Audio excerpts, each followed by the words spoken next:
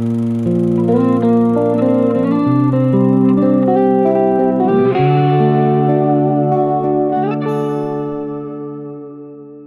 everybody, and welcome to episode 79 of Behind the Camera, the podcast where we shine a light on the storytellers, the creatives, and the voices behind the camera. This week, I'm joined by producer and independent filmmaker Soukaina Alaoui El Hassani.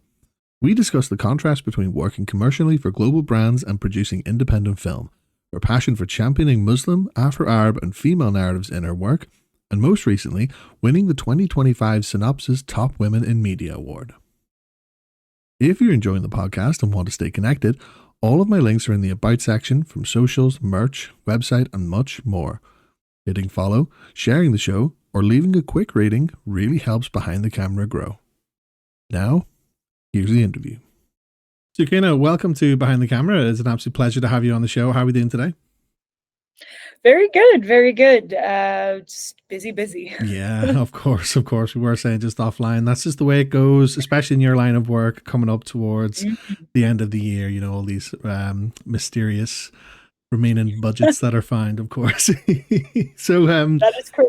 Yeah, and so speaking of which, you know, you are a producer at Versive Creative Studios based in New York City, and you're behind the editorial, animation, CG campaigns for, you know, brands such as like Netflix, PepsiCo, Audible, to name a few. So could you tell us a little bit about your background, how you got into that? Of course. So I actually started out at Vice as a production coordinator, and then I kind of got a job offer from Versus, and they wanted to promote me to producer, and I was super excited to do that. So I started out at Versus and started out in 2D animation, mostly design, all that stuff. And then slowly just trickled my way out into all these different kinds of verticals. I mean, thanks to the amazing mentorship of all the people working here too. You have Rob Myers, who's the managing director, who's constantly like trying to teach me the different verticals, Catherine Henderson, Stephen Lambiese, Tom Calabraro, Mark Fusco. So they all kind of like taught me their own verticals. I mean, they're very well versed in every vertical, but they kind of all have specialties. So like I lucked out and ended up with all these mentors, which is great. And then I just kept they just kept trusting me with bigger and bigger jobs. And to keep empowering you to do more and more. And it's kind of feeds my very, very ambitious side, which is great. Yeah, absolutely. And I think, you know, if you're in a job like that, you have to have ambition. Like I spoke to like a lot of people who worked in like film and TV, for example, and like they have always said it's like you have to be, if you want to kind of get anywhere outside of what it is, you know, you do on a day-to-day basis, you kind of have to make yourself readily available. You have to show that ambition and that you want to do these things, you want to succeed, and more importantly, just learn about the craft that it is that you're doing. Yeah. Well, I think that's my go-to thing, right? Leading with curiosity always, and not being afraid to say, I actually don't know how to do this. And I think especially in great environments like Versus, it's one of those things where we're so collaborative that we're actually able to safely say, I don't know how to do this. Can you help me? And there's always someone who, like, everyone is always willing to help you, but there's always someone who has an expertise in something, which is awesome, which makes us a super well-rounded studio. And it's really cool because I get to just keep adding to the arsenal of skills that I have. And I'm not afraid to walk into a room and just be like, okay, well, how do we figure this out? And at the helm, you have this like amazing executive creative director, Justin Barnes, who's kind of brilliant at everything. And he just kind of is like, okay, well, let's figure this out. And that can-do attitude, like that's exactly what fosters growth, and it's exactly what fosters like great creative. Yeah, absolutely. And especially, you know, when you're working on these types of campaigns for these brands, I'm sure you're working to deadlines constantly that are probably ever changing, less in your favor. I'm probably going to guess get tighter and tighter all the time. So of course, you know, you kind of need that attitude to really kind of get things done, as you say. So how did you get like into sort of this industry together? Like what was like your sort of background in terms of getting into it? Like you're from the beginning almost.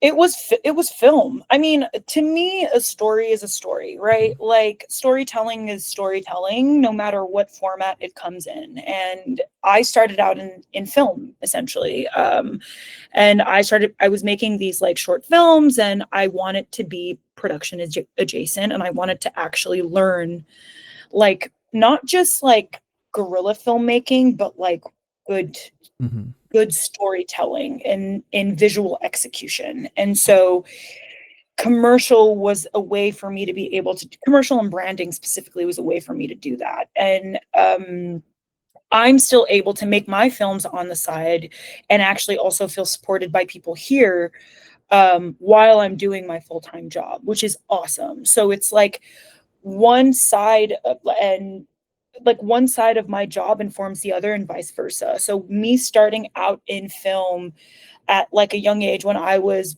at like when I was in my early 20s and just kind of like, you know, grabbing a camera with a bunch of friends and just shooting and putting stuff together to then, oh, here's me going to school and being able to grab a camera from the and actually figure out what that is. And then, oh, here's this other opportunity where it's like these clubs and all these like different things where I got to develop my relationships with different production houses and rental companies and blah blah blah and expanding my network in the more independent scene. And then after I graduated from grad school and I went to Vice, it was this thing where it was like this like double path that I was on where I was like I do this like independent side of like the independent side of storytelling in film, and then I do this more like um, almost like industrialized side of Mhm. storytelling, which is more like and it's so interesting and informative because it's like you have to learn how to tell a story in a minute, in 30 seconds, in 5 seconds, in 15 seconds. So it's like in different aspect ratios, and all of that informs the narrative, which is important, right? Like you're talking about the difference between form and content, and that's like film school 101. And understanding that informs the way that I make film, but also understanding film informed the way that I understood commercial. And so from me just starting out helping out with a but like making films with a bunch of friends to really really loving the filmmaking aspect of everything and always being so attuned to films and movies and TV shows, all the way back when I was back home in Morocco, like learned English that way, you know, like so it was like the way that storyline of it from there to now is that like a story is a story and there's so many ways it could impact you. And whether it's commercial or independent filmmaking, you just have to operate from a space of curiosity. Yeah. And so that is essentially how I kind of do it. Like for instance, I'm I have a full-time job as a producer at Versus, but Versus also encourages the fact that I make independent films on the side as well. So they're always like, "Well, this is really cool. What else is there? This is awesome. How can we help?" And it's like it's so wonderful that it's like also a bunch of other filmmakers and creatives and storytellers in different kinds of ways. Yeah, that's incredible. And I love the fact that you said a story is a story, you know, and it's a kind of how the Yeah. story is told and what way or how long you have to say it. And like, would you say that like having to tell a story in a minute, for example, like, you know, a commercial campaign versus say a 90-minute screenplay, that these sort of ways of storytelling have kind of complemented each other in a way?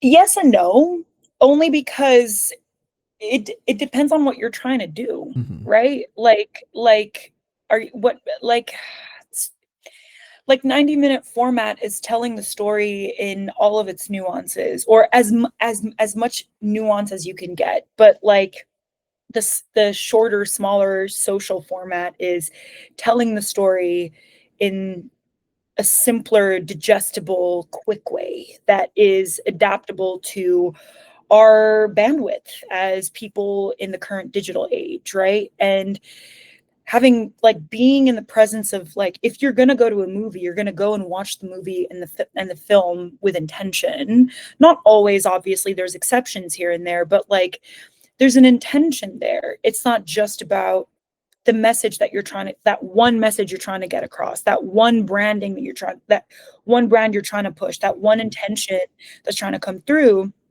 It's still human condition. It's still like they both try to understand the human condition in different ways. It's just that they both should be considered forms of storytelling. And yes, one is a little bit more considered, I would say, I mean, I hate the classification of this, but one would be considered more lowbrow than the other in terms of like art, but like it's still an art form in and of itself. If you can tell, if you have an arc in 6 seconds and you can tell a story in 6 seconds, that's impressive. So it's, maybe it won't have the nuances of the 90-minute film and the like artistic freedoms and liberties that you take in a 90-minute film, but sometimes the 6-second piece of content could have more gravitas and meaning than the 90-minute film.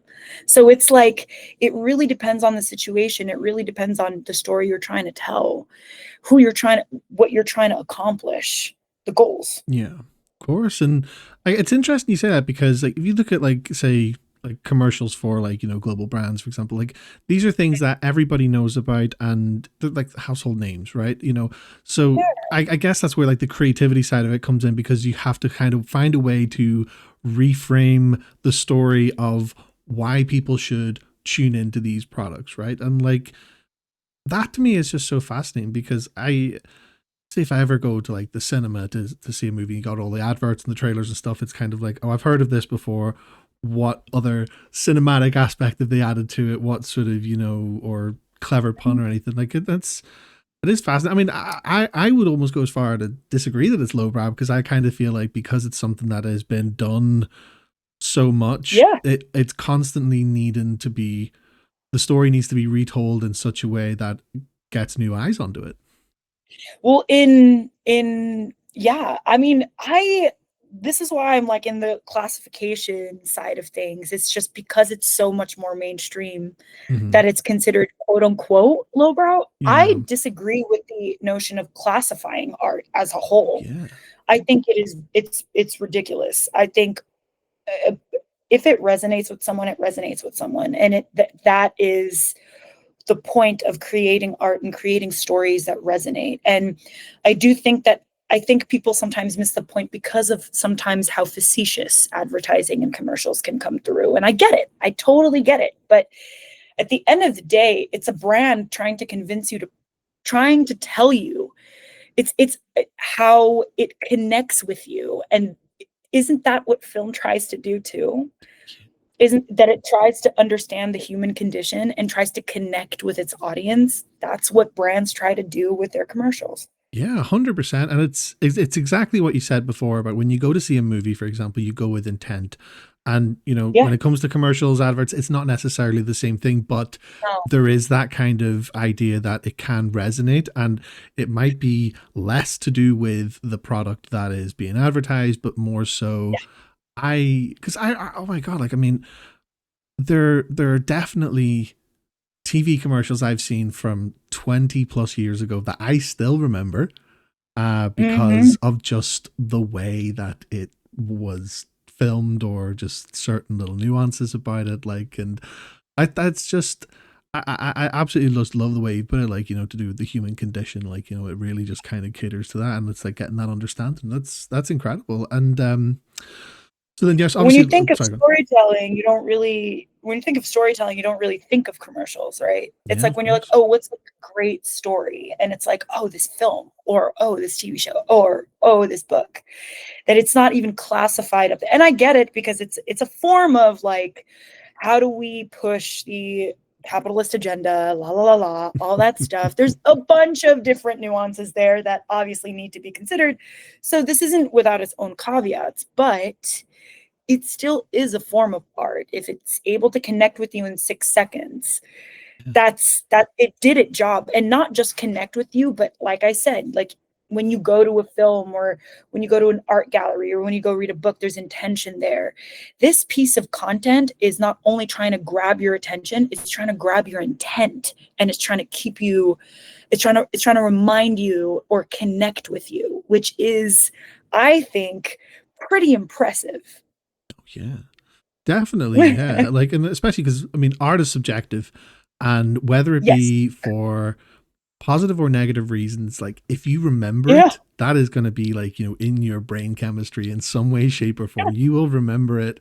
And I think that's kind of half the job, if you if you are trying to like advertise something. So obviously, being an independent filmmaker as well, you like to sort of reframe the portrayal of women, Muslims, and Afro-Arab characters on screen. What was like your inspiration behind doing this when, back whenever you got into filmmaking from an earlier age?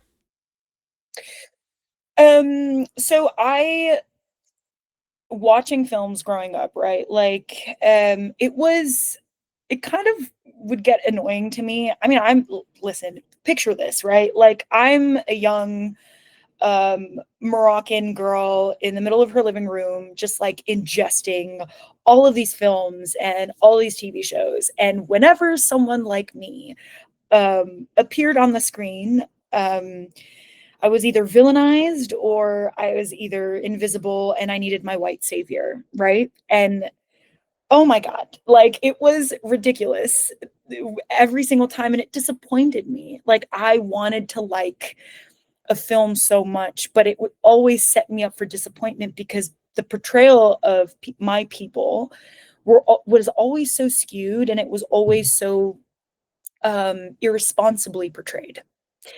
And I'm surrounded by these like amazing, strong Moroccan women, strong Egyptian women, strong like Saudi women, strong like Lebanese women, Tunisian women. And I'm just like, where did they get this idea? Like, this is not the world I live in. Yeah. And that dissonance bothered me so much that I was like, I understand that like this a stereotype is a stereotype because unfortunately sometimes it is born out of truth, but I Mm-hmm. think that sometimes it is taken a little bit too seriously and applied a little bit too liberally across the board.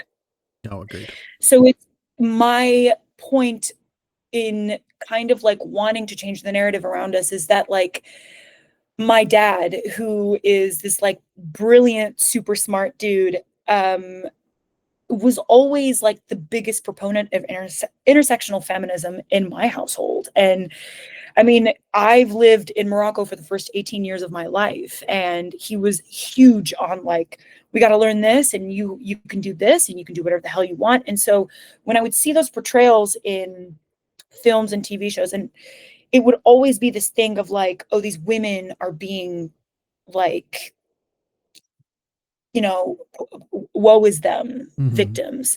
And I'm not saying that that's not the case, that those situations don't exist. They do, but it was just so dissonant to my own experience. And so I started asking my entourage is if this is an experience that I was just not privy to because of my privilege, or is this like a very universal experience? And you just find out that like, no, there's like, we're not monoliths. It's not either or, it's all.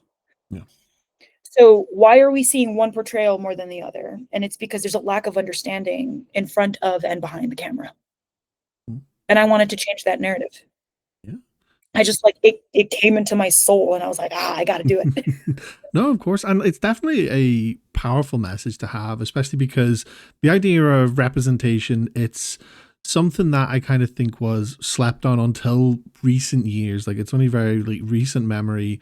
Like, I mean, it could be longer, but I want to say like maybe the last 10 years is whenever the sort of idea was really kind of pushed that we need more representation for minority groups, Yeah. for whether it be for ethnicity, sexuality, whatever it may be. And like, and it is important, like it is an important thing, because I kind of think that media was so, well, Western media particularly, so whitewashed for the longest time, and Mhm. now it's kind of like I kind of feel like it sort of allows like the Western media to sort of be exposed to all these like different cultures and really kind of see what it's like, rather than like you say, like everything was like villainized, like to a certain point. Like if you watched like any kind of action spy movie, for spy movies are probably the best example, because that seems to be, the further east you go, that's where like the sort of the Yeah. villains came from. Like, and it's just kind of made no sense. Like built on stereotypes, as you say, you know. It was always like some Abdullah, oh my God, how dare he? Like, and I'm just like, yo, like, leave Abdullah alone, man. Come on. It's not always Abdullah. Come on. No, exactly. So it's one of those things where I'm like, come on. And it's funny because even watching those films, you get a pit in your stomach, right? You're like, please, come on, don't make him brown. Come on, like, come on. And then they make him brown. You're like, fuck. Sorry, but like it's that kind of thing where you're kind of like, come on. And it's the same thing when we watch the news, right? Like Oh God, you're yeah. kind of like perched at the edge of your seat, kind of being like, oh, please, please, please, please don't make him brown. And then it's like, oh, thank God. Like there's like a sense of relief when he's not, a little bit, but like, concern, but relief a little bit because you're like, Of oh, course, I'm sure. Yeah, yeah, like it's because that's the thing. Even in this day and age, as well, like like profiling is like, I think it's like the worst it's ever been, especially when it comes to things like that. yeah, Like especially, and I think that like part and parcel due to like the digital age and sort of with the yeah. state of the countries that we live in, for example, it's a Well, whole different thing. for sure. And I do think that like a lot of this conversation is becoming more and more like globalized too, Mm. right? And it's because of the digital age. And listen, there's drawbacks, there's consequences to this, but there's also advantages to the development of social media and the digital age, right? We have information at our fingertips now, but there is a little bit of a formation of a global village here that we're getting closer and closer together, and information is getting harder and harder to regulate, and information is getting harder and harder to censor, which in my opinion sometimes can work to our detriment, but sometimes could be Oh, very, for very sure. advantageous. So it's like, how do we find the balance between both? Like, what is like, should we censor? Should we not censor? These are good questions to ask ourselves. But once again, going back to like my main point here, operating from a point of curiosity here, like how do we take on this public responsibility of like understanding when information isn't meant to be incendiary, it's just meant to be digested as information and then processed in a way that's like responsible for the audience, for not audiences but for the public. And so it's like, do we all have a public responsibility to take care of each other? How do we build this community to be able to care for each other in such? How do we tell the stories that responsibly represent our communities? And part of that conversation is being able to bring as many people from different backgrounds to the table to be able to tell these stories. So when there is a problem, it is important to keep those doors open for people who aren't at the table yet. Yeah, 100%. And I think it's important for sort of people to sort of see points of view from other people from different backgrounds, Mm, different cultures, and kind of learn about it, because you get so many people who, in the States and the UK alike, where they've never left the country, let alone have they ever mm, met anybody from another country or culture, unless it's somebody who has come over to respective countries, which is like, more than fine. But people kind of become a bit narrow-minded when it comes to that, and I kind of think that kind of representation in the media is important, because it's kind of like, well, okay, you break it down, like cultural mm. differences aside, we're still people, we function the exact same way, might have just grew up a little bit differently, have some different beliefs, but that's where the kind of the narrative of curiosity comes in, because you kind of should want to sort of learn about this and understand the differences between people.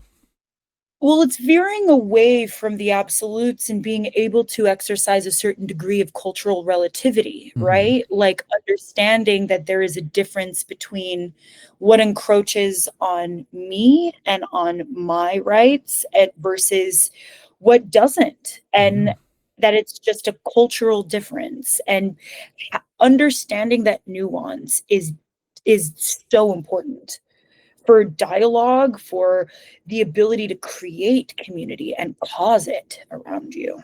Yeah, definitely. And like, so the representation that you champion, you know, in your filmmaking, Mm. does this like influence the way that you work with like the global brands in like your day-to-day job? Uh, I mean, it depends, honestly. Like, I do think that representation is super important to us, for sure. It's one of those things where it's like we try to abide by the briefs that we're given, right? And we try to be as mindful and as inclusive as we can whenever we whenever possible, right?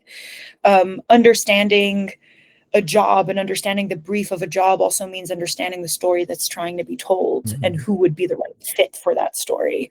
And part of that is assessing what the clients want, what the brands want, what they need, what audiences they want to target, what stories they want to tell.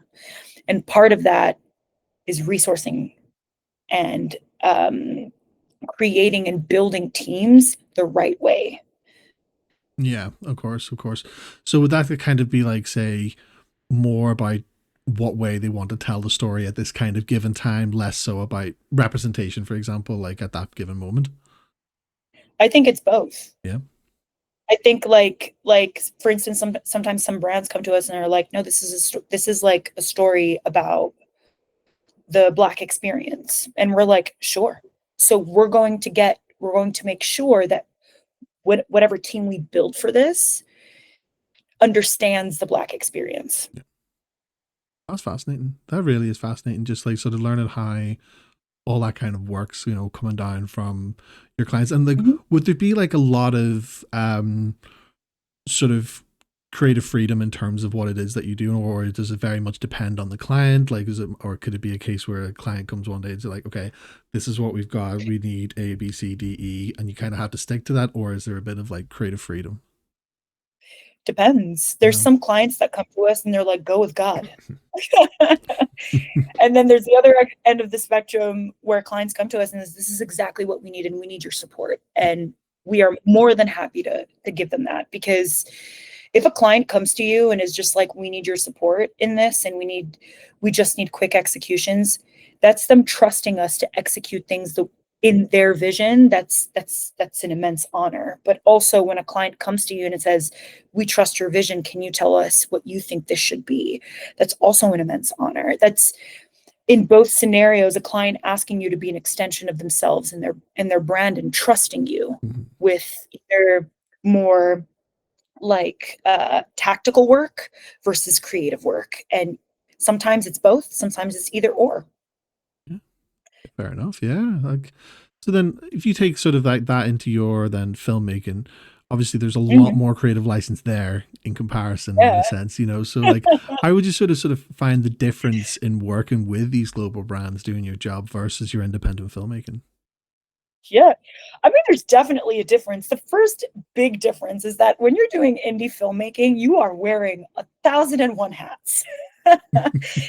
You can call yourself a producer, but you're also a creative and you're also a writer and you're also at out. Like the list goes on, you know? And I think that's kind of like what I love about filmmaking. You're just not one thing, especially in indie filmmaking. And I think that's is what makes, and in my opinion, what's made indie filmmaking so much stronger over the years is that it's everyone's input is welcome and it's such collaborative work versus commercial, which can get a little bit like it can be a little bit more delineated, right? Like you can give your input and it can be considered, but it won't necessarily be implemented. Um, so there's definitely big differences there, even with like I think one of the things that I love about indie filmmaking too is just like putting the vision together, right? You're speaking as a producer, you're speaking to a production designer, and you're really getting into the nitty gritty with the production designer. You're speaking to your director, your DP, and you're really getting into the nitty gritty of everything. And it's like this, it's so hyper collaborative. It's not as like in my experience, like cut like um like direct Yeah. as commercial, and even in terms of timeline, right? When you're making an indie film, the timelines are a little bit more elongated. You have a little bit more time to think about things a little bit more nuanced, in a little bit of a more nuanced way. And because the format is a little bit longer, there's so much more decisions. There's, in my opinion, there's just so many more decisions to make. There's so many more details to pay attention to because there's so much more, right? And I enjoy both because it's like, one, you kind of like take your time to really like, well, you can weigh your options in both, but one, you really take time to collaborate with a bunch of people, and also it's like really a group effort. Like Yeah. it's super super group effort, and one is just a little bit more like there's like a little bit more like, okay, this is your lane and this is my lane and this is our lane and this is, you know what I mean? So Yeah. it's a little bit more, there's a little bit more rigidity, I feel like, in commercial than there is in indie filmmaking.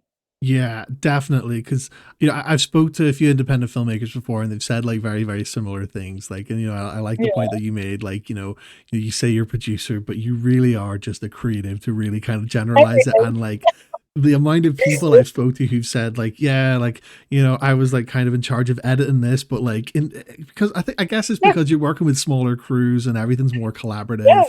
Yeah. Everybody find themselves at one point might have directed part of a scene or something, or done Yeah. something, and it just sounds like so much fun. And like, obviously you're seeing both sides of the sort of coin in this way, because when Yeah. you're, even though like, commercially you're still collaborative, it's sort of Mhm. it's very much more formal in terms of, okay, this is my what I'm doing, this is what you're doing, and this is going to be the finished product. Whereas, Yeah.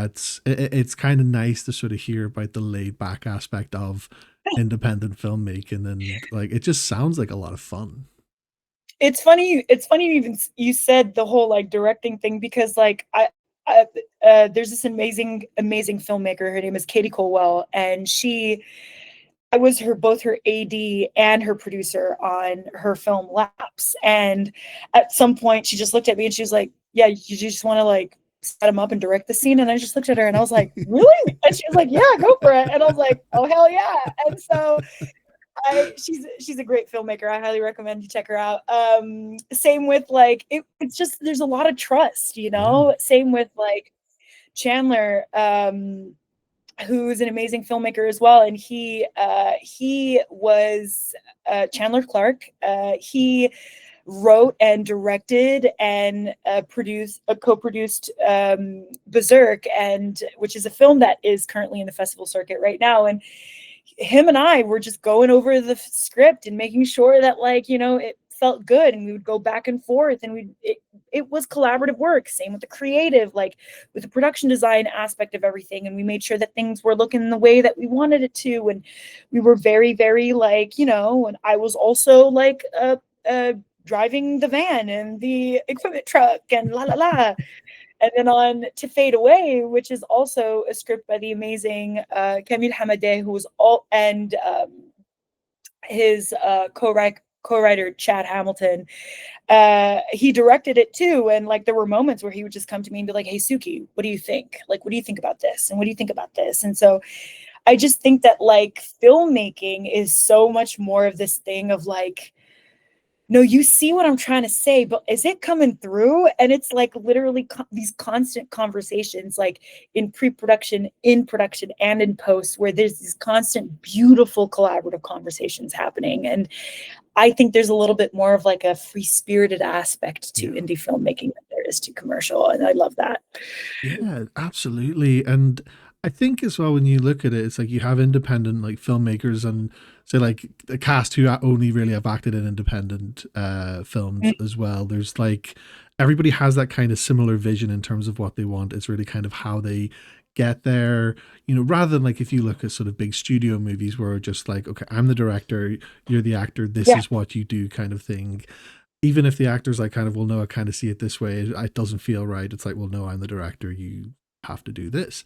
Whereas obviously there's that much more leeway in independent filmmaking, because there has to be that kind of level of trust. Like, I mean, there's only maybe like a Mm, finite amount of work that all the sort of cast and crew might have done.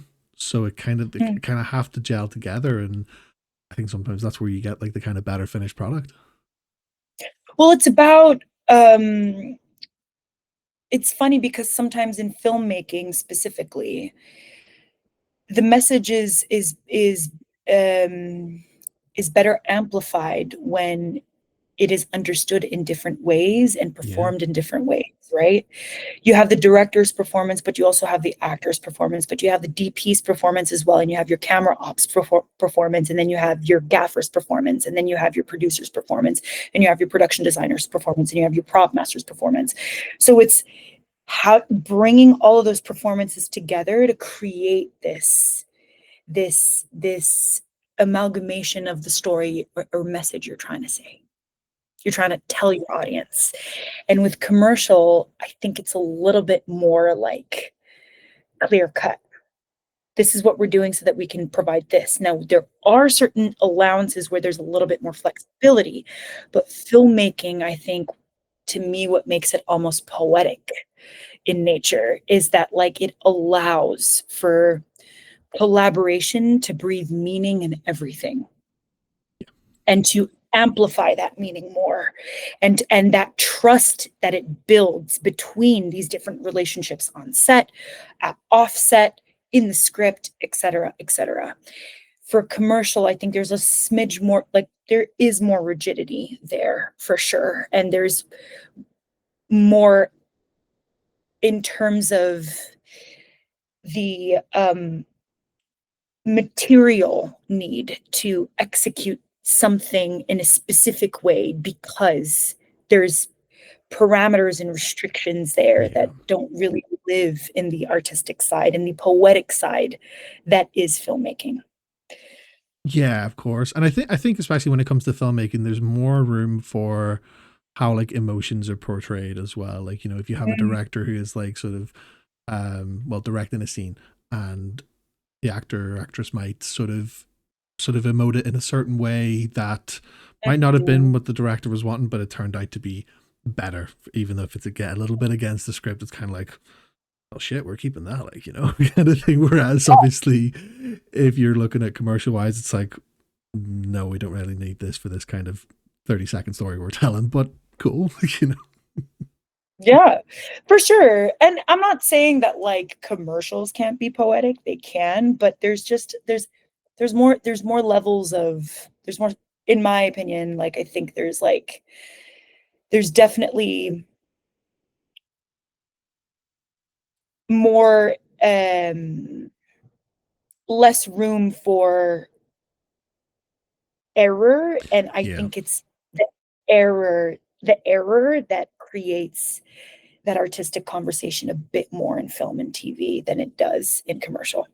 yeah, And it's those imperfections, that's what makes great films. It's the reaction that you didn't expect. It's the performance of someone, or the interaction of two people, or the interaction of a camera and the character. And there's just so there's there those layers exist in commercial, but there's less room to pause in yeah. commercial than there is. Yeah. Yeah, of course. Like, and I think as well, it's sort of there's more room for like it makes it more sort of true to life in terms of, you know, you're seeing somebody's genuine reaction, and it's like, well, yes, that looks good. Whereas obviously, excuse me, for an advert, it's kind of, it has to be to a certain way, because it has to be the ultimate goal is to sell something, to get more eyes on something, you know, and there has to be a Yes. certain way. Like, Exactly. and it's actually kind of, you know, when you mentioned you know, adverts can be sort of very sort of emotionally deep as well.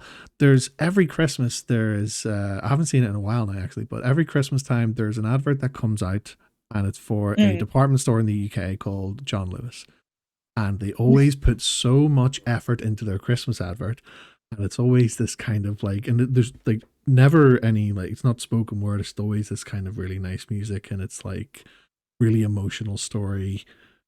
It depends. I'd honestly, I'd recommend looking it up, to be honest. Like, I can't really explain it properly, but like Will. every year you'll see on social media, and it's always like, oh my god, the John Lewis sad as out crying face and all. It's just kind of like, I kind of feel like that's kind of, they know what they're doing 100%, and they must be doing good at it. Yeah. If that's kind of, if it's getting that reaction where people are tweeting about it, then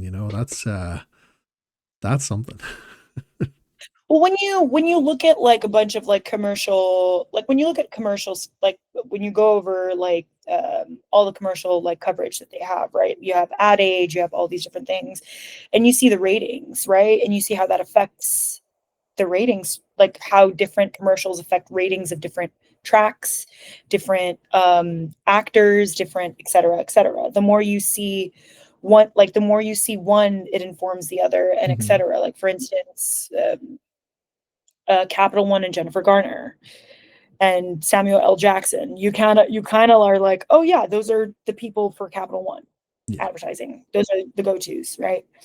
Same with T-Mobile and their go-tos now, who are the people, the two actors from Scrubs. I forget their names. But the show Scrubs, the TV show Scrubs, who were besties, and like now you associate them with that, and so it's interesting messaging. It's super awesome because it's like interesting messaging. They're trying to associate different brand names, actors and celebrities with the brand. So now it's like you can't separate one from the other because it's smart, it's strategic. But like when you're talking about films, you're like, oh yeah, this actor was in it. And it's like, oh, this film was great and this performance was great and da da da da. But then you'll go to and start talking about the actor and you're like, yeah, but like this actor wasn't that great in this movie Mm. and X, Y, and Z. Or, oh, this actor has basically been typecasted because of X, Y, Z. So you're not really thinking about the brand or the anything. It's about the performance and the act and how it made you feel versus a commercial, which then becomes a little bit more topical. And there's a little bit more distance between you and a commercial. Yeah, absolutely. Because like, if you've got like a sort of famous actor in a commercial, they don't need to put a good performance in, because, like you say, it's there. You, as soon as you see them on the screen, they can say anything, but they're automatically going to be associated with it, and that's kind of what the sort of main goal Yeah. is to kind of, Yeah. well, association, more eyes. But yeah, like, I kind of feel it just shows how sort of like tough that kind of world, especially in independent filmmaking, where it's just like kind of, oh yeah, they've done this, but no, I didn't believe them in that role, or they weren't this good. It's like, give them a break. Like, it's hard. It's not easy to sort of get Yeah. into that. Not Ben everybody can Affleck feature and on Capital One. sorry, I'm like thinking of like who's associated with what brand, and I was like Ben Affleck and Dunkin' Donuts. It's like his thing. Has that become like a sort of more common thing recently, where you have a lot more major brands who have like these kind of sort of high level celebrities now, or is that been like a thing for a long, long time, and it's just I've kind of been blind to it? To be quite honest, I'm not quite sure. Yeah. I do notice it now more than before, but that just might be my like frequency illusion. Like me, because I can actually clock it now. I Yeah. like it's a little bit of a confirmation bias. No, I know what you mean though, but it's like, it's one of those things, isn't it, where you see something once, you, as soon as you think about it, you start to see it all the time. It's like, I've never seen that before. Then all of a sudden, that's Yeah. all you ever see. That's because I've noticed that, like, here in the UK, like a few times as well, but only really kind of very seldom up until like maybe the last few years. Like, maybe even COVID might have had something to do with it. I don't know, but like, what's your opinion on using like these kind of actors in these commercials, like, in comparison to filmmaking? Like, do you kind of feel like there could be more representation, or do you think it's like there's like a sort of bigger message in terms of what it is that these brands are trying to sort of get done at the end of the day? I mean, I think it's smart. I mean, filmmakers are doing that now too, right? Like Yorgos and Emma Stone. And then you have, we'll use the Dunkin' Donuts example, Dunkin' Donuts and Ben Affleck. Mm. But it's I think it's like it's cool that you have that, like certain brands are trying to like have like specific spokespeople for their brands, and then you have like even directors doing that with where they're like, hey, like this works with like my actors, and I like using these actors, and these are the actors I want to continue using for all my films, which is great. Do your thing. But I don't think I think it's to be quite honest, I think it Tim Burton and Helena Bonham Carter and Johnny Depp, right? Like that was the trio. Um so it's I don't think there's anything wrong with it. I just think that like if they think it serves the story, if they think that this if that they're the writers of the story, they're the creators of the stories they want to tell, and if they want to center these people in it because it creates more of like it like supports the narratives than it does. And even with like having spokespeople for commercials, I think it supports branding and narrative too, like consistency of branding. Now Ben Affleck is forever associated with Dunkin' Donuts. Anything Ben Affleck is in, you're going to look at him and there's this like weird Pavlovian knee-jerk reaction where you're just kind of like Duncan. So Do you know? I kind of think is Do you know what's especially funny about that example with Ben Affleck? It's the fact that he was Batman. You can never watch Batman and don't just even not get me think started on that. Don't even get me started on that. That was crazy. Oh, like what an association! Like that's just like that is just incredible. I've, yeah. Well, the new Batman is Robert It's Robert Pattinson. Pattinson now, yeah. But even before, because like he was the last one, he did it for a fair few years, and now he's the Dunkin' Donuts guy. Like, I think it's because it was so recent. Like, it would be different if it was like George Clooney or somebody like that, you know, or Michael Keaton Well, doing he Dunkin' was Donuts. But Batman.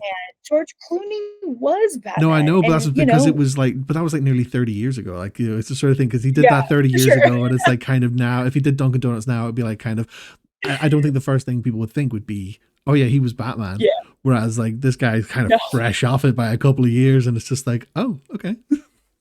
You know what we think of, what I think of when I think George Clooney is Nespresso. Wasn't he like the face of Yes, Nespresso? he Yeah, was. He was. and his tequila. Didn't he have a tequila brand or a brand like a gin brand? It was a white liquor. Oh, Oh, too sure. I knew about the Nespresso one because he was good in that. He did a very good job of that. I have to say, great. like he did a very good job of that. Don't know what there was just something like really suave about the way he delivered it. Like and it's, I guess it just Right. goes to show they know what they're doing when it comes to like these brands know what they're doing when they kind of want to have a good new Yeah. face of their brand for a while. It's like you know who can make an espresso look sexy. You know what I mean? George Clooney, that's him. You know what? They did well.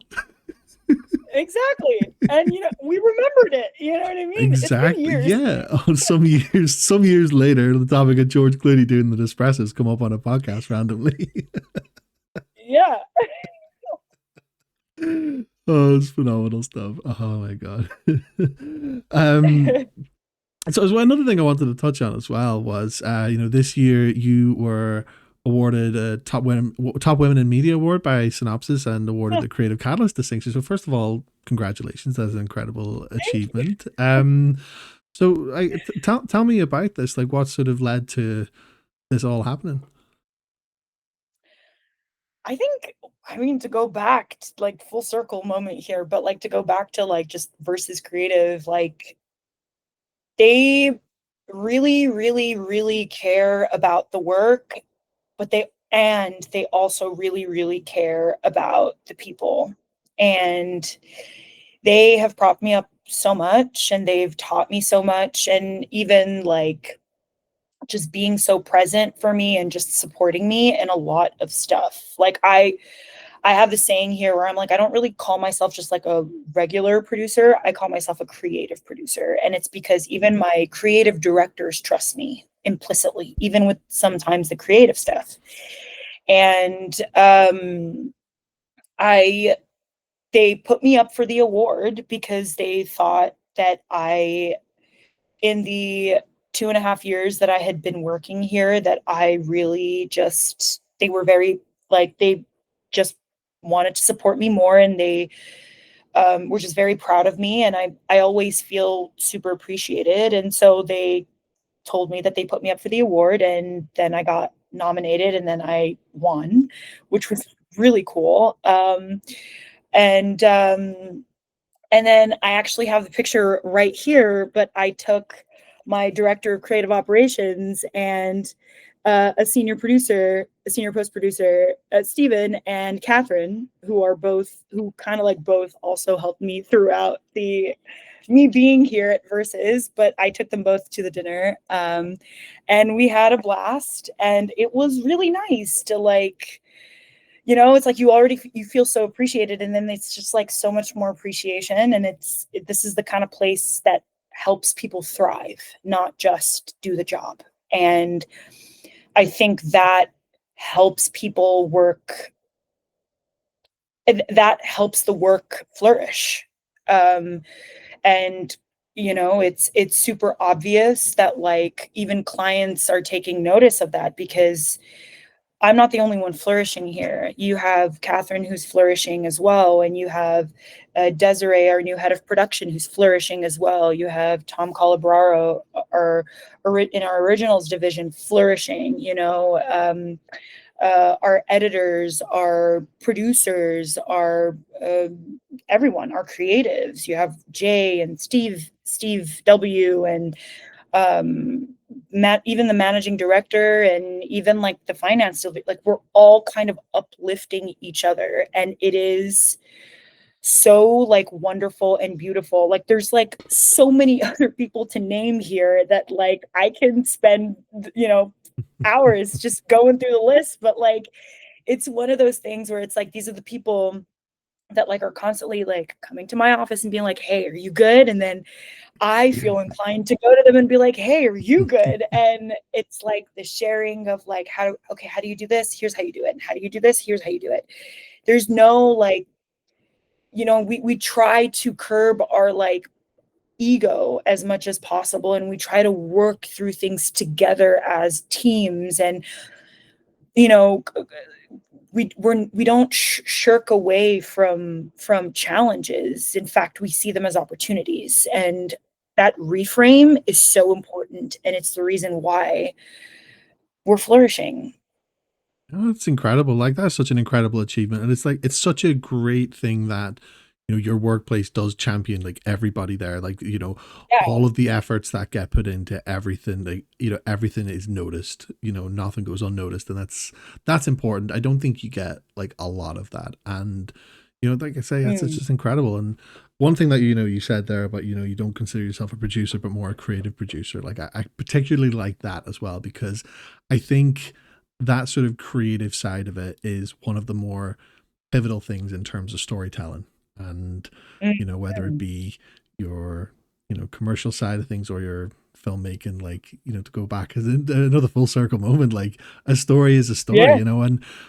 And how it's told, it always just requires that little bit of extra creativity. And I think it's one of the most important Not things. just, and it's not that extra creativity in the content itself, but in the logistics. How do you creatively figure out how to do this? Like how do we execute this with all these parameters set in front of us? How do you do this? And it takes a lot of creativity to be able to figure that out.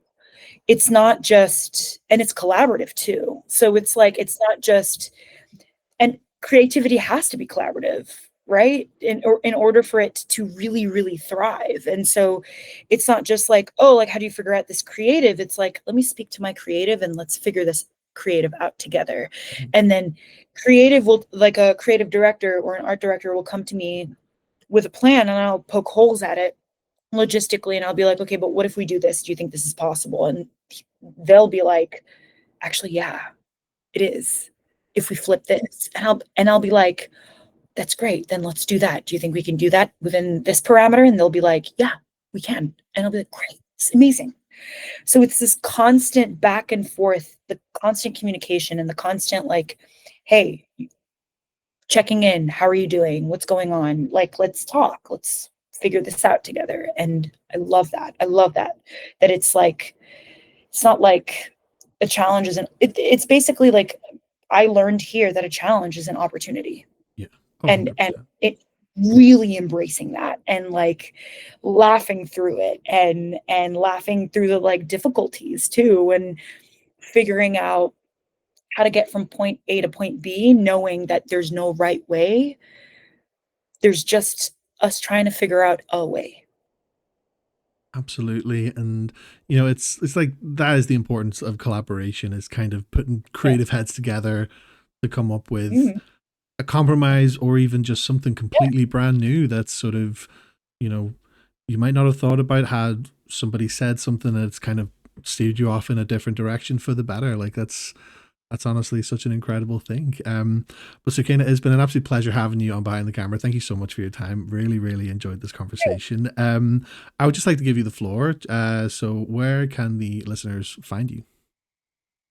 Oh yeah. Well, you can find me on Instagram at SAEL HASSANI. And feel free to send me a message and hit me up there. Love talking films, love talking TV shows, love talking books. I write poetry as well. Well, So let me know if you want to exchange poems. I love that. I also, just like writing in general. So yeah, love that. amazing, amazing. Well, Soukaina, thank you so much again for your time today. It's been an absolute pleasure. Thank you so much, Andy. And there you have it. That brings us to the end of episode 79 of Behind the Camera. Huge thanks to Soukaina for being this week's guest. This conversation was a lot of fun and incredibly insightful into the world of production, coupled with Soukaina's passion for filmmaking. Once again, if you'd like to stay connected and support the podcast, drop a follow, check out my Linktree for socials and more, and share the episode with a friend who you think would get a lot out of it. Until next time, take care, stay creative, and I'll see you soon. But until then, peace.